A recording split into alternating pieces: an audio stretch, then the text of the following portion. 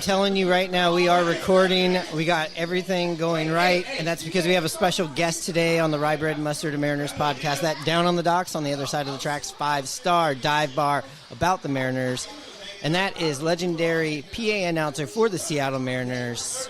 Our good friend Tom Hutyler returns. How's it going, Tom? Good. How you doing? Pretty good. Thanks for inviting me out here to the Eagles out here in West Seattle. Yeah. You're a member here. Area 2643, yeah. It's a pretty cool place. Yeah, it's a good place to, they do a lot of great things for the community. They have, like, for instance, a free Thanksgiving dinner for anybody who needs to have that availability. They have all kinds of music events and fundraising events. They've got a book club coming that they're starting up. They've got cribbage and all kinds of fun stuff for everybody. So it's a lot of fun to hang out here. So the Eagles, we have one out in Ballard, right, Hanno? They're on 24th. They used to also, I was telling Tom, used to be a big Little League sponsor for Ballard Little League. I'm not sure if they are anymore, but do like the Eagles, what's the correct terminology, a lodge or is it a club? Or? It's an Airy. An Airy? Airie. Oh, yes. Yeah. Like where an eagle would live, it's an Airy, like a nest, I guess. Yeah, I should know this considering I'm part of the Laskeek Eagle clan of the Simpshiana. But anyways, so do they do things together? Just it's like a softball thing, or I don't know that I don't think we do any sponsorship of youth leagues, but I pretty much up to the individual area. I mean, I think if one wanted to do that, they could. I don't think that's. I think it's in their purview to be able to do that if they'd like to. But we do, like the West Seattle Big Parade that they have every year here. We were one of the staging areas for the parade as they came by this year.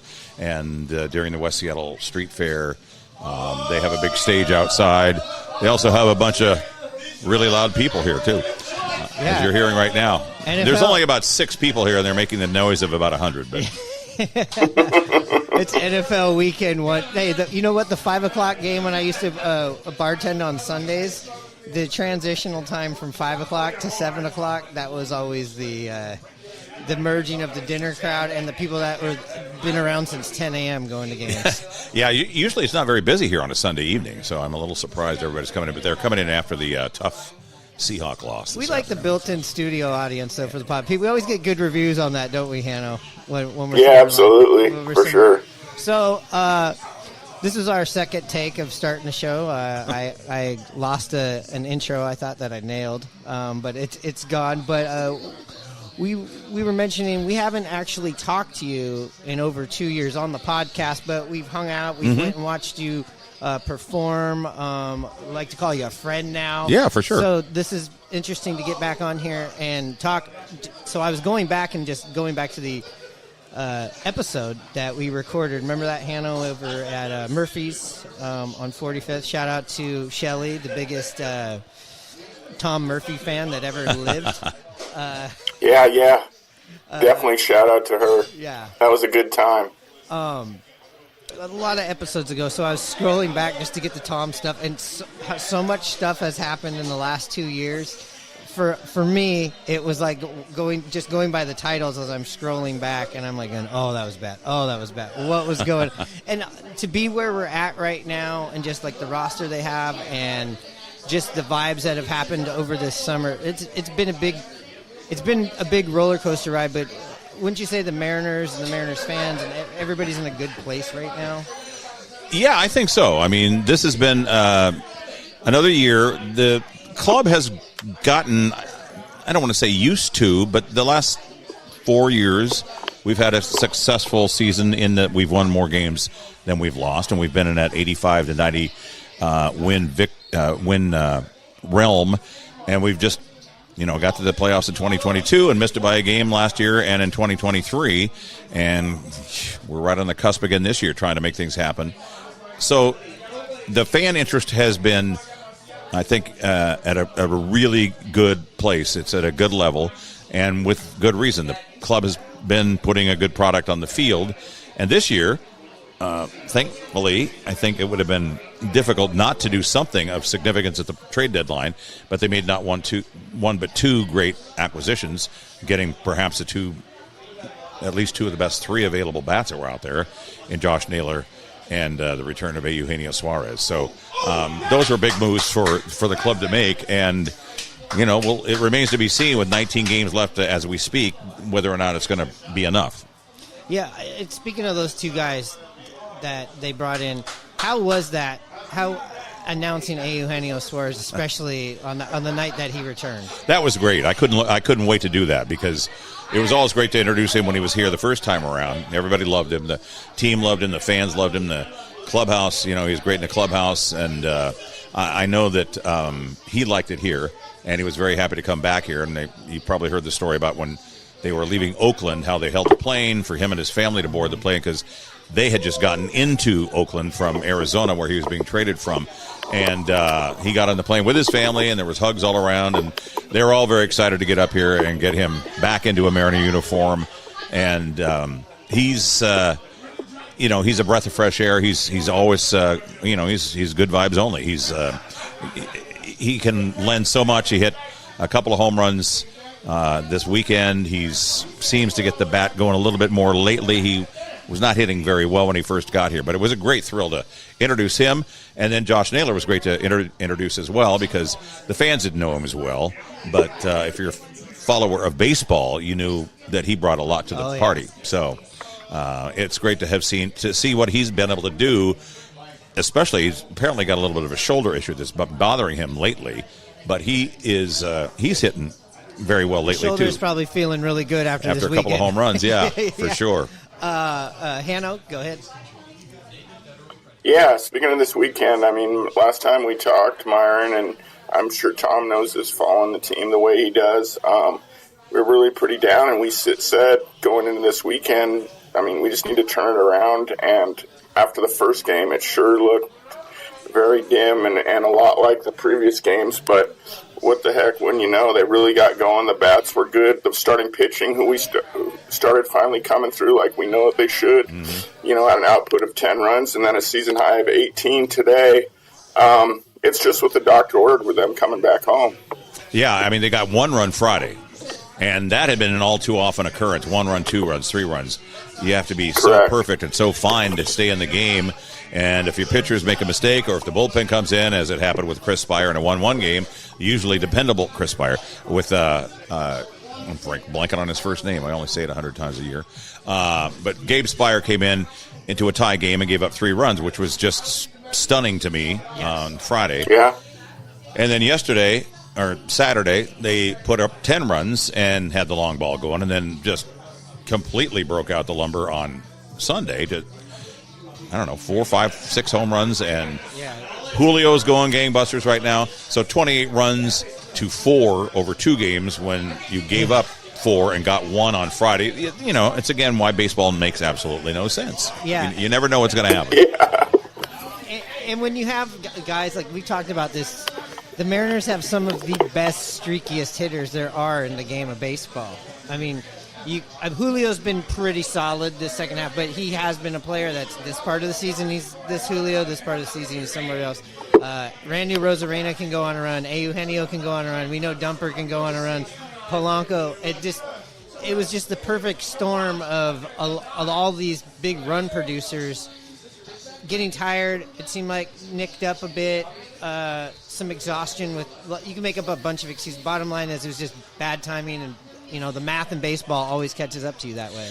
Well, and the thing is, now that Victor Robles is back, this is a pretty scary lineup. It is. I mean, top to bottom now. There's really not a guy that a pitcher should be like, oh, I could take a break. Because, I mean, J.P. Crawford hitting above 260 still, even though he's had his second half issues. Arozarena, he's only hitting about 240, but has the pop. Polanco's hit 24 home runs. You've got a lot of guys up and down the lineup who have A, power, B, speed, and C, can keep a rally going. The only thing that is a concern of mine is just that we don't have, other than Naylor and to a degree Canzone, who's more of a part-time player, but they're the only two guys that hit 280 or so, and we don't have a 300 hitter. We don't have a 290 hitter. And you need a couple of those guys who are high average hitters to keep the line moving. And unfortunately, we have a lot of guys who strike out and can be, the speed bump in that rally that you can string together 5 or 6 runs. Now, as I say that, we had a 7-run inning and an 8-run inning on Sunday, but it's nice to have the luxury of a guy or two who can keep that line moving by being high average hitters. It seems to be kind of a dying breed. I think there's only one guy above 300 in the National League as it stood this morning. And maybe 4 in the American League. It's just kind of a thing of the past. Yeah. As you're talking about the lineup being bigger, especially with Victor there, when you do look at, let's just say, Jorge Polanco's splits in the last month, he has been that 300 hitter. He's been that 380 hitter. Man, when he's going, I feel like he's the X factor of the X factor. Like when you get down under that next layer, I think he's a huge factor of what's going on when the offense is going. In his last 15 games, and I'm getting this actually from Ryan Divish's column today in the paper. This was before today where he went, I think, 1 for 3 at least. But in the last 15 games, he was hitting 360. 10 runs, 3 doubles, 5 homers, 10 RBIs, reaching base at a 407 clip, slugging 720, 1127 OPS in 54 plate appearances. Since August 1st, he has posted a 136 WRC plus, where 100 is the league average. So he's just been lighting it up. And he's a switch hitter, and he's now able to switch hit. Earlier in the season, he was only hitting left-handed against right-handers. And now he's able to hit from both sides of the plate. He's showing some pop. And it was really a great move to bring him back this year after he had such a down year last year. And he's been able to go out to second base. Even play a little second base. I guess they're even trying him out at first base a little bit, too. Yeah, I seen that in an emergency game. I think that was the game that Victor Robles got hurt in San Francisco. Was the only other time I seen him play first base, if I remember correctly. Yeah. So we've seen here, Hanno, we were actually asking each other when we didn't catch one of every inning of one of the games. We've seen Eugenio Suarez go over to first base. That's been pretty interesting, and that also brings up a question of, I wonder if we'll see Ben Williamson again just for some defensive depth, but Leo Rivas has come up, and he's also earned the right to be up here and have a shot. So I think the Mariners, as far as the way the depth looks right now as well, looks really good. Yeah, for sure. That first base depth is the only one that's been a little bit of a concern because Raley, his preferred spot is outfield. Yes. But you also have, between him and Canzone, if Robles, now that Robles is back, it's probably not as big of an issue, but those two were both left-handed hitting right fielders. Polanco can play second base. I've always maintained, and I'm damning myself with this because I was a first baseman in high school, but I think you can teach anybody to play first base. That's true, Tom. Myron was a first baseman also. Very true. Yeah. I disagree that anybody can play it. But well, I think particularly, and I think this might be down the road for like a Caleb Raleigh, and maybe it's down the road for some of the other top-notch catchers in the game, is, to get them some games at first base. That's happened before with a lot of guys like Joe Mauer, where it takes some of the stress off their knees. They're used to picking balls out of the dirt. They're used to stopping balls coming in at high rate of speed. And it's a position that, other than catchers, the only one where you have to really work on balls coming at you that are thrown as opposed to being hit. We saw it with Ty France when he was with the Mariners. He was a middle infielder, corner fielder, went over to first base and had some success. To me, when I hadn't seen it all year and you're starting to see those experimentations right now, that's why I pointed that out of just like, okay, I see what you could do, though, in the long term with that is you could put, if you wanted to have a bigger run-producing lineup, you could do something like put Polo at second, maybe have one solid, just Gold Glove style defender over that's there. Ben Williamson for sure. He was something else with that glove. Defender, but looking at what Leo Rivas has done since he went back down to the minors, he also, I think he had like 10 home runs in the minors. He hit a home run in his first at bat. He was swinging it there, yeah. It's come at the expense of playing time for Cole Young. Sure. But all these games, every game means something now. And Cole is hitting 235, 240, and he's done a yeoman's work at second defensively, and he's getting that invaluable experience at that age of at the age he is in his career, and in a pennant race. So that's good experience for him, even if he's on the bench and being around these guys, and he's gotten the chance to get a couple hundred at bats or 150 at bats, and so he's definitely got some experience, and that's good for him. And it's tough for Harry Ford to come up and really not have started as a catcher yet, but I think I think at this point, I think he's probably going to be a guy who maybe spells Cal or Garver if there's a late game situation where they pinch hit for Garver. I don't think you're going to start Harry right now because all these games mean too much, and it's nothing against his ability. But these games are extraordinarily important, and he's not worked with these pitchers at all since spring training. So the familiarity he had with them is now 6 months past. And so I think that they're probably reluctant to put him out there in a game like that. Maybe they'll put him out there for a 1 or 2. I just think he's earned the right to come up, and that's why they brought him up. And also to use, because if you've got both Cal and Mitch in the lineup at the same time, then you're in trouble if one of them gets hurt, and you're also in trouble if you wanted to pinch hit for Garver, say. I don't think you're going to pinch hit for Cal. Hanno? Yeah, I totally agree with you, Tom, on that Harry Ford thing. And I agree with what you said about Cole Young. But for one, since you mentioned Rivas, Myron, I, for one, was glad to see him in the lineup today. Cole Young's been great. He's been, slowed down quite a bit lately. But what can you expect? First-year player. Yeah. And it was really nice to just see him get that chance after hitting a home run. I was glad to see Dan throw him in here, like you mentioned. All these games matter. And the hot hand should be in right now. And Leo's done a good job since he's come up. He's only been up a few games, but I think he's gotten 2 or 3 hits, and he did hit the home run the other night, first career Major League homer. And you don't lose anything with him defensively either.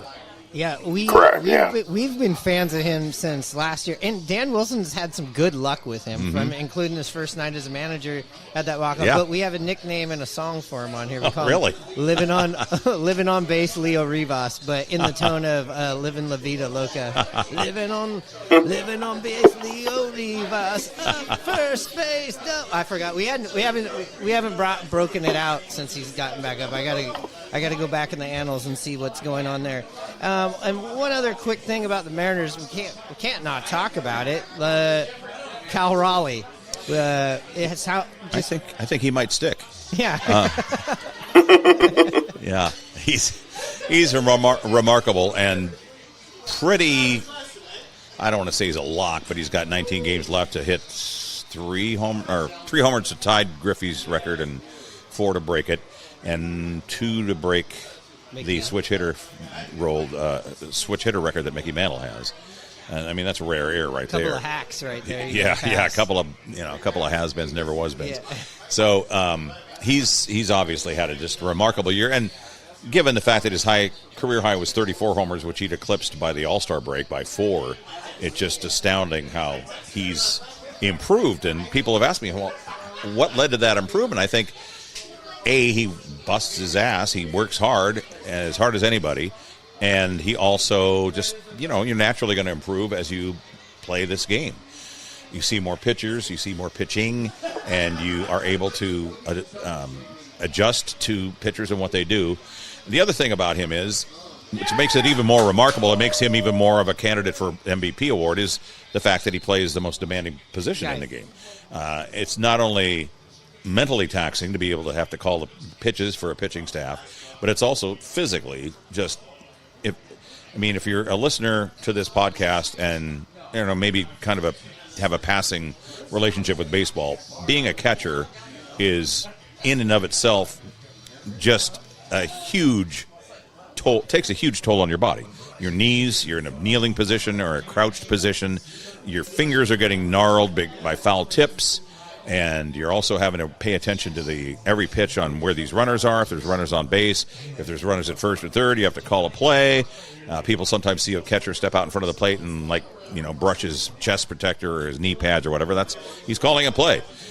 He's got to be thinking ahead on that stuff. He's also got to be thinking every pitch, what they're going to call, where it's going to be located, and there's a mental taxation on that. He has to go through pitchers' meetings before every game and sit and talk with the pitchers and handle the staff and go out and warm them up in the bullpen, and it's just a long day for him that I'm sure at this time of the year is just – he's got to be dragging, and I'm glad that they give him occasional days off not even days off, by letting him DH instead of catch. Yeah. But it's just been beyond belief what he's done. I mean, I could never have expected this kind of year from him at all. I kind of take the argument that people have with Ohtani, right? And they go, well, he has similar stats to somebody, and he's pitching, and he's providing this way, that's what puts him over Kyle Schwarber. Well, that's the same argument for Cal, sure. for the duties that you're out there. So if you're,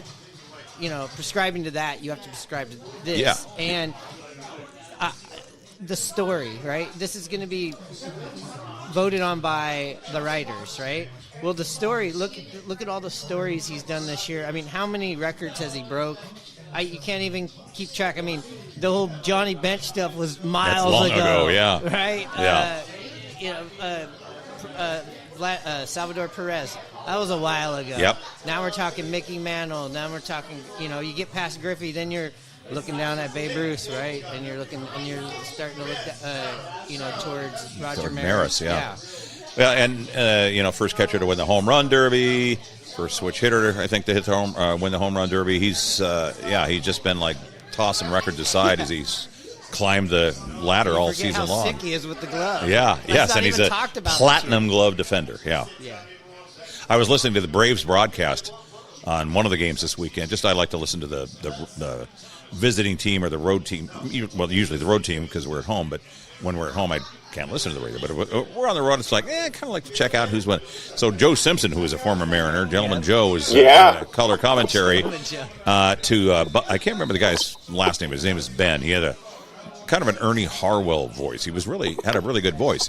But they were both talking about Cal, and Joe was saying in his mind he thinks he should be the MVP because that the role he has as a catcher. He just said it's just mind-boggling that he's be able to keep up the pace he has kept up. His average is, he was up there about 280 at one point, and he's down to about 245 right now, or maybe it's up to 250 after having a good weekend here. But he definitely has been able to, keep it going and maintain that high level of defense.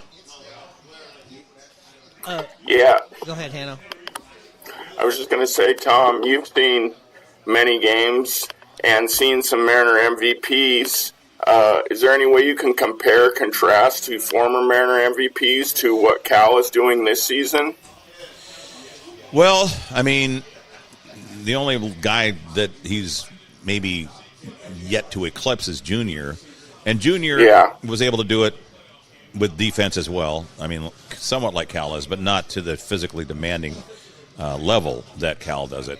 Junior was and we all know, an extraordinary outfielder, and made some highlight catches and was still the best player I've ever seen play live. And me too. And so I would say, boy, that's a tough comparison though, because Cal's doing it all in that position. It's so much more difficult to play. But I don't know that you can do better than Griffey, other than maybe this year Cal is. We'll see what he does in these next 19 games. I think if he gets MVP, even outside of Griffey and Mariner stuff, I feel like that's one that you go, okay, you want to talk about Ohtani's or the Babe Ruths, where you're doing things that aren't supposed to work together for the long term. Even the greatest catchers, you go and you look at their stats that we considered so great. He's just demolished. Oh, them. yeah. He's and the ability that he can play this much is another testament to the guy. I mean, we used to say he was like, what's that old watch? We talked about it before, the Timex. Oh, the Timex keeps on ticking. Takes a licking and keeps on ticking. That seems to be Cal. I mean, just going back to a couple of years ago where he was going around with the broken thumb and absolutely carrying them offensively in the playoffs. God forbid. I mean, absolutely knock on wood, and forget I even said this, but if something were to happen to him, that would be a huge void in that lineup. I don't know. There's no way to pick up the slack for that guy. It would be. I don't want to think about it. Both sides of the diamond. Yeah. Right, both sides, offense and defense, right there. And before we move on to some other stuff, we got a bunch of questions from follow-ups. Let's see. Yeah, we wanted to talk about. I just wanted to go back to them ending this road trip. They had to get something right on the road before the next road trip. You know that they've been taking care of business at home. You've got to been loving your job when you're there, the last couple of months. But, and I don't put it past them to get close to running the table at home, but the going on the road is something I think is important, especially with right now, if the playoffs started, you're going to Houston, or even if you move up to the other spot, you're more than likely you're going on the road. There's a strong chance, so you've got to get that right. Right. Yeah, these are, as we keep saying, these are all big games. They've been playing so much better at home than they have on the road lately. So they're playing a team that, depending on what the Cardinals did today, they're either 500 or 2 games under.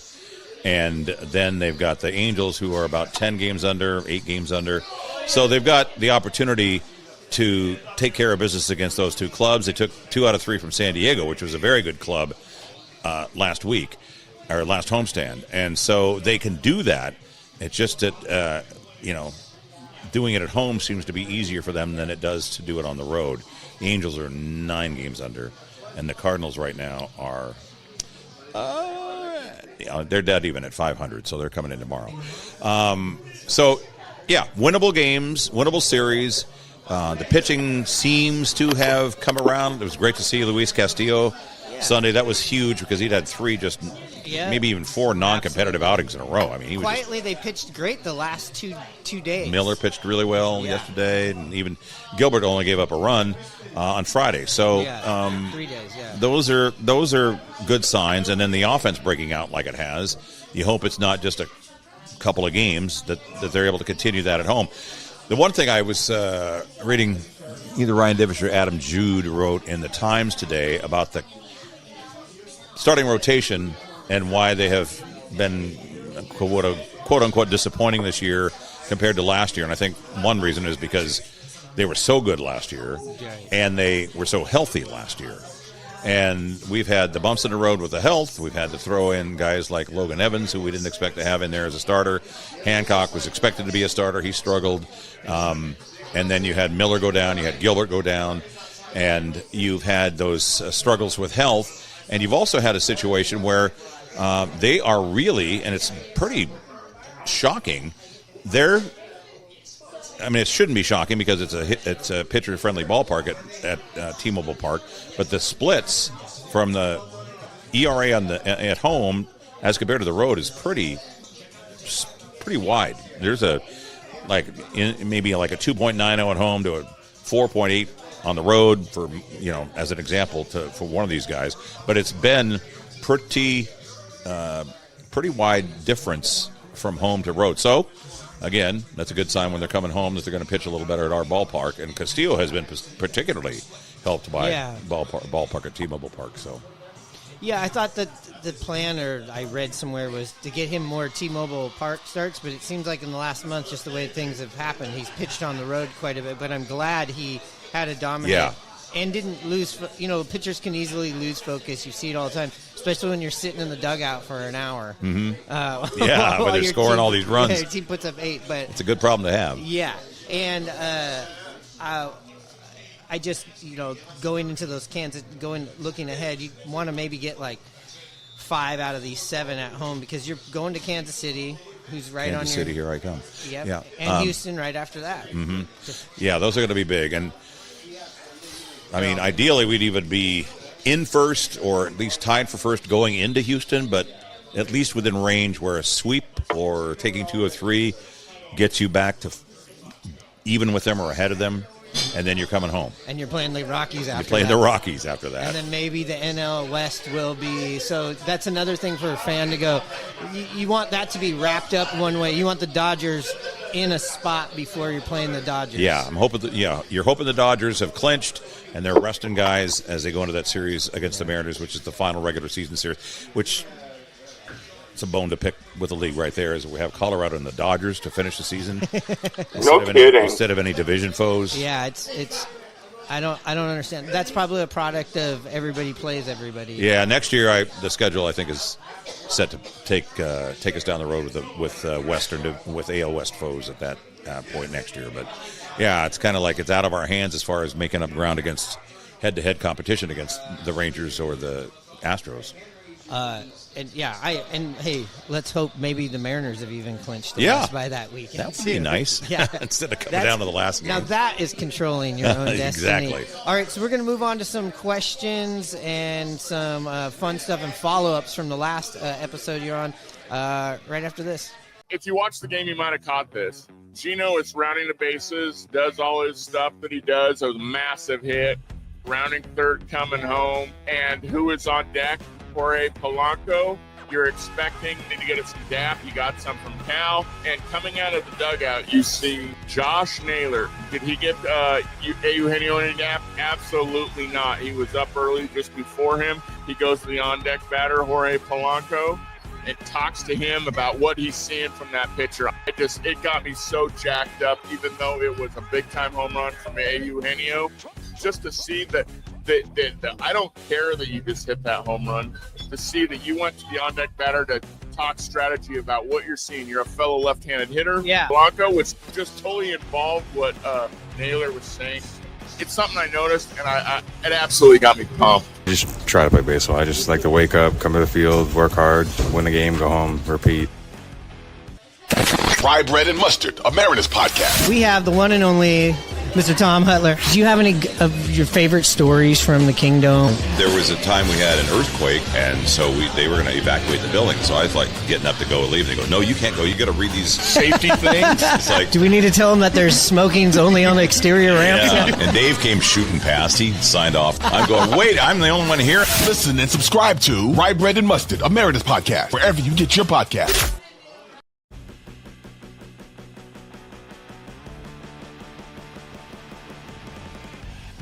All right, we're back, and we're going to honor all the questions and answers that you're going to get from legendary PA announcer Tom Hutyler. But here's the bad news. You're going to be getting that tomorrow on tomorrow's podcast. That's right. We split this up, part 1, part 2. Too good to waste it all on one day. It's kind of like scoring 18 or 19 runs one day and then the next day getting shut out. Not that we know anybody that could possibly do that. I don't even know what I'm talking about here.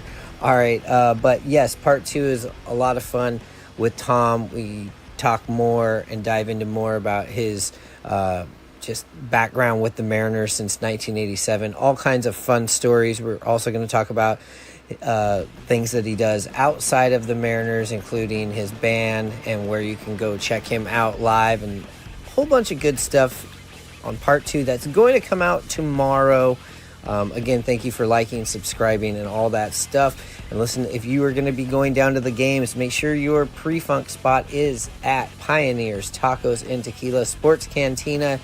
Now with the expansion, it goes from First Avenue all the way to Occidental. And also, it is the closest bar on Occidental to T-Mobile Park. So make sure you go and check out Pioneers Tacos and Tequila. Also, if you want the street cred for rocking the rye bread, hit up at simply.coro. That's at simply.coro. You can also find her on Instagram or Etsy. And also go to In the Clutch Apparel, intheclutchapparel.com to be exact. Put in that promo code Rye Bread and Mustard, all one word. Save yourself on some merch. And when I'm talking about merch, they got NHL, NBA, NFL, MLB, WNBA. They got golf. They got tennis. They got all the hot shirts. Again, that's In the Clutch Apparel. Promo code Rye Bread and Mustard. All one word. Hey, they got some cool dumper shirts as well. Anyways, I'm going to shut the hell up so you can get on with your day and get yourself some rest and come back tomorrow for part 2 of our conversation with Seattle Mariners legendary PA announcer, Tom Hutyler.